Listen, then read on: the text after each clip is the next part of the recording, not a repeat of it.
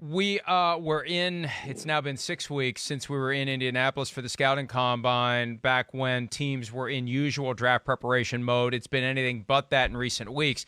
And look, there was a report from ESPN over the weekend, and this is fairly obvious. Multiple teams are preparing to do the draft from home. Well, if they aren't, they should be, because that's one of the major options. It's either going to be go to the facility in small groups or do it from home.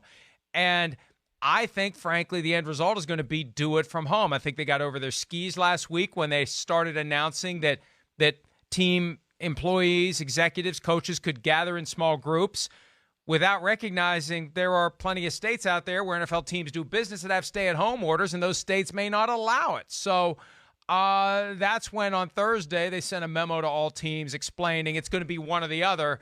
And I think it's going to be the other. I think they're all going to be at home. I think that's the way it's going to go. And I know it's a better TV show if you've got Jerry Jones and Stephen Jones and Mike McCarthy sitting, 6 feet apart, but still in the same room, making the call to the guy they draft. I think that it's not going to happen. It's not going to work. And it just occurred to me, Chris, even if they can pull it off, there will inevitably be images of people not 6 feet apart, closer than 6 feet apart. And those are just images we don't need to send out there at a time when we're hammering everyone to comply with these requirements. No, I mean, I agree with you. You're right. I mean, the requirements are there for a reason. It's for the safety of a lot of people in our country. I get that.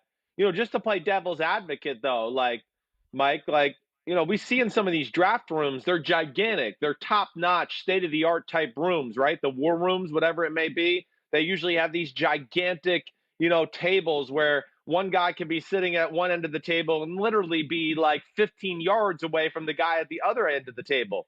Would government frown? I'm asking this. I don't even know. Would there be a big issue if it just say it was Mike McCarthy, Stephen Jones, and Jerry Jones in a huge room and they were 10 to 15 feet apart?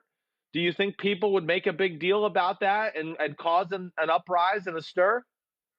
I just think that if it complies with the stay-at-home requirement, if the states allow the guys to leave their homes and get together, as long as they stay more than 6 feet apart wherever they are, then so be it. I just think the better approach, the smarter approach, the more pragmatic approach, and the right message to send to all the people out there who are complying with stay-at-home orders, and if they aren't, they should be. Everybody stay at home. Do it virtual. I've been saying for years you can do it by group text message if you want to, from the standpoint of making the picks. Now, deciding what you're going to do with the pick is the thing that may get a little more complicated, especially if you have trade discussions in play. That's the problem, Mike. But look, build in more time. What the hell else do we have to do, Chris? Go back to 15 minutes for round one. What else are we doing? Who cares if it takes 6 hours? Nobody's got to get up for work the next morning. Except for us. Well, we don't have to really work anyway. Yeah, but you get my point. Who cares if got you. The TV show is longer than it otherwise would be? We're not going anywhere. It's the ultimate captive audience. Well, you're right. I mean, we're going to have to deal with some rawness of this show, I would think. But yes, that would be some of the obstacles that at least come up in my mind.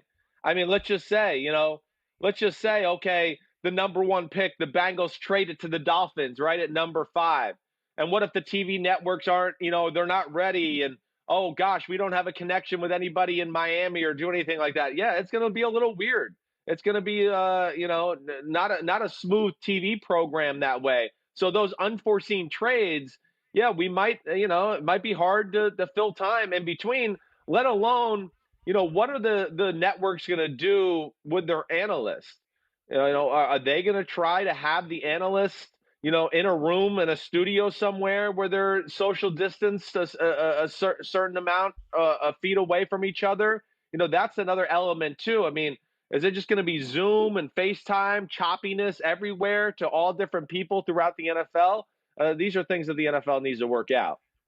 Well, Peter King reports in today's Football Morning in America that it will likely be a joint combination of ESPN, NFL Network, one feed that's going to be on both networks instead of having both networks have their own production, especially because NFL Network has been knocked off the air for the past 2 or 3 weeks. They have no live content because they've got a studio in L.A. that no one is going to. They've got another one in New Jersey that no one is going to, so they don't have live programming, so they can't do it. ESPN has a very limited production that is happening, so there'll be a couple of people in studio there, but I think it's going to be a lot of what you've been doing, what I've been doing, broadcasting from home as they figure out where they're going to go from here to here to here to here to here. And it's going to be, as Peter explains, a combination of NFL Network on-air talent and ESPN on-air talent. But I think appearances from a lot of these home studios, home offices of coaches, general managers, owners, et cetera, and also prospects